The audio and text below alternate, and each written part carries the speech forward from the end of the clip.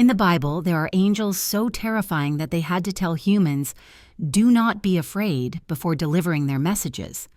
But what if I told you there are even stranger angels that make those look ordinary? From beings with 4 faces to living wheels covered in eyes, the Bible describes angels that defy our imagination. Today we're diving into the realm of the truly bizarre as we explore 3 angel types that will challenge everything you thought you knew about these heavenly beings. Have you ever imagined what it's like to stand in the presence of God?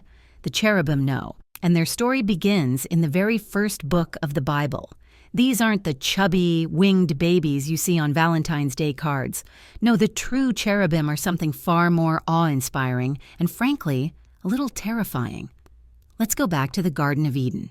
Adam and Eve have just been expelled, and God places cherubim at the east of the garden to guard the way to the tree of life. These aren't your typical security guards. They're celestial beings of immense power, tasked with protecting the most precious things in God's creation. But what do these cherubim actually look like? Forget everything you think you know about angels. The prophet Ezekiel gives us a vivid description that's more sci-fi than Sunday school.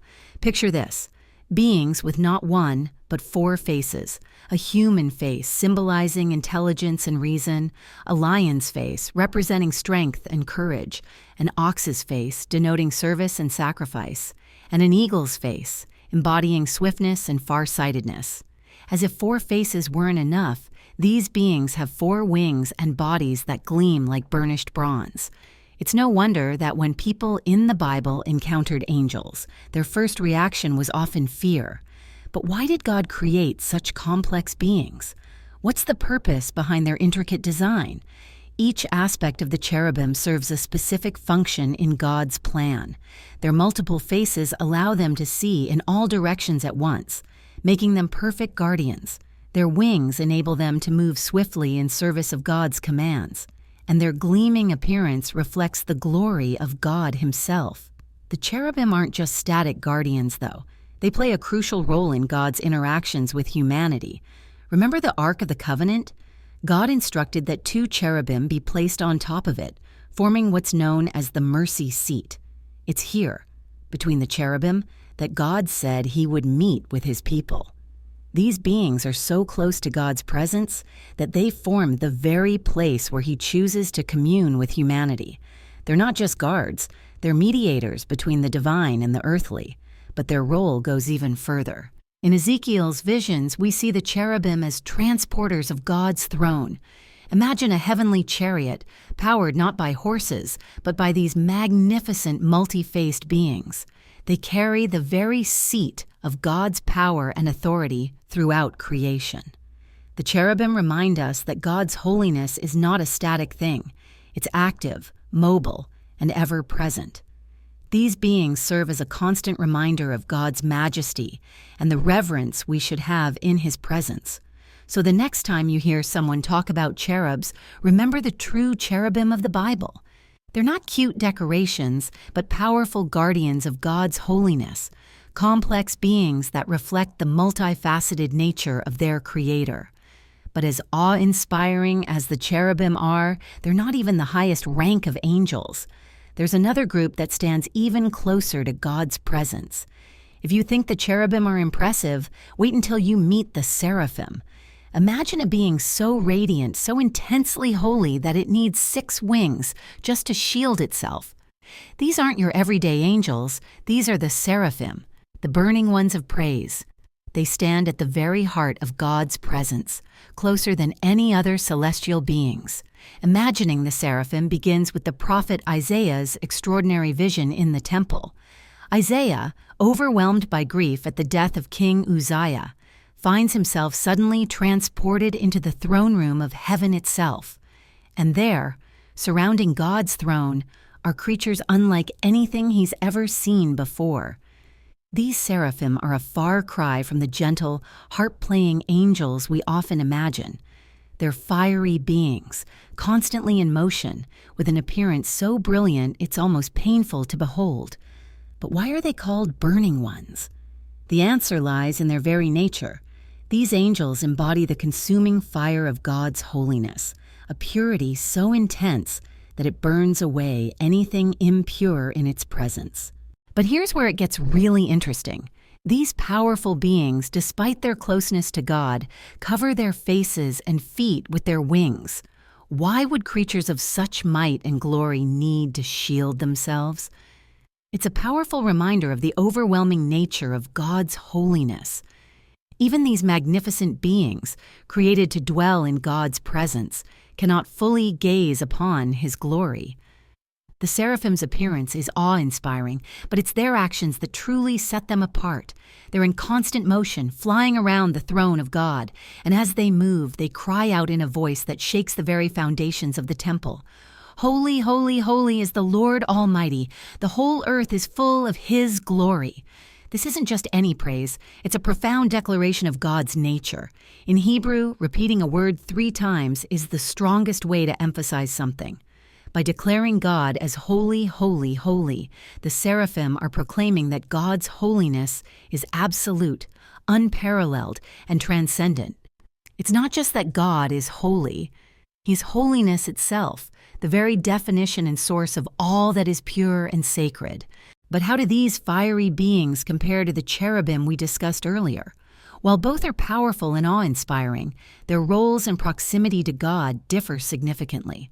The cherubim, with their multiple faces and wings, serve as guardians of God's holiness and transporters of His throne. They interact more directly with the created world, mediating between the divine and the earthly. The seraphim, on the other hand, dwell in the immediate presence of God. Their primary purpose isn't to guard or transport, but to worship. They stand as constant reminders of God's overwhelming holiness, their very existence, a testament to the awe-inspiring nature of the divine. This brings us to a profound realization. If beings as mighty as the seraphim must shield themselves in God's presence, how much more should we approach God with reverence and humility? Their continuous praise challenges us to recognize the true nature of God's holiness and respond with our own worship. The seraphim reveal a God who is not distant or uninvolved, but one whose very presence is so powerful that it requires the highest order of angels to proclaim His holiness.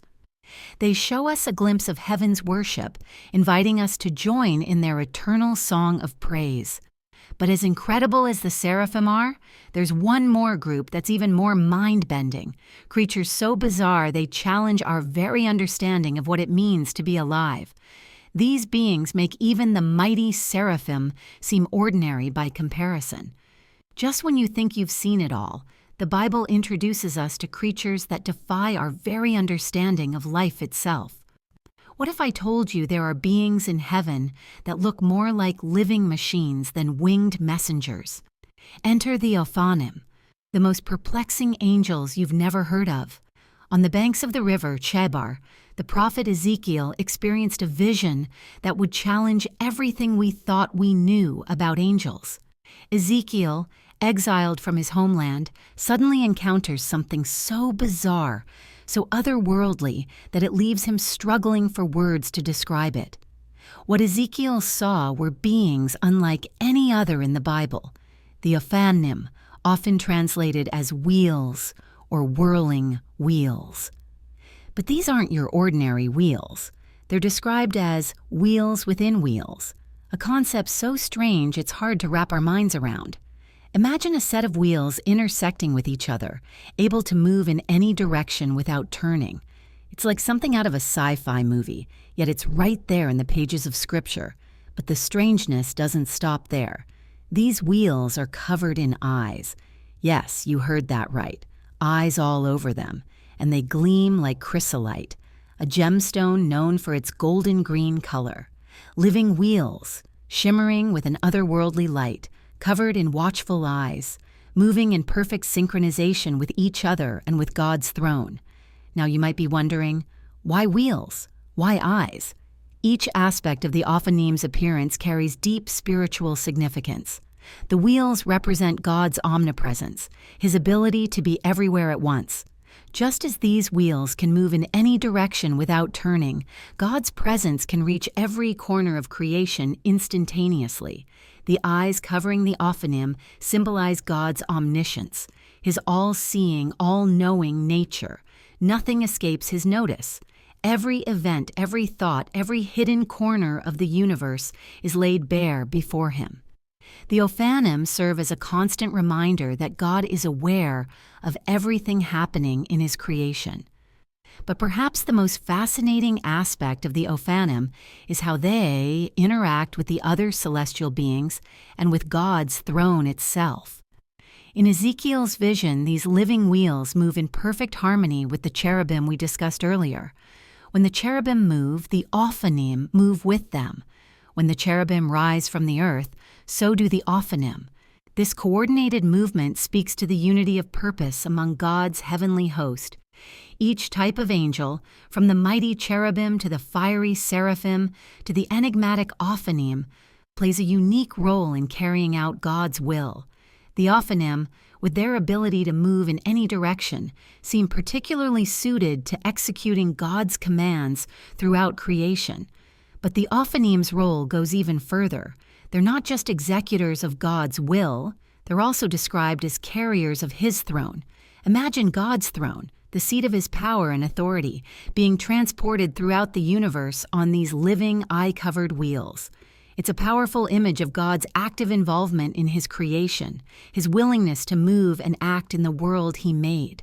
So what does the existence of such strange and powerful beings tell us about God himself? It reveals a creator whose imagination and power far exceed our own, a God who is not bound by our limited understanding of what life can be. The Ophanim challenge us to expand our view of God, to recognize that his ways are higher than our ways, his thoughts higher than our thoughts. As we conclude our exploration of these mysterious angels, we're left with a sense of awe at the complexity and wonder of God's creation. From the four-faced cherubim to the fiery seraphim to the wheel-like Ophanim, each type of angel reveals a different facet of God's nature and his relationship with the universe he made.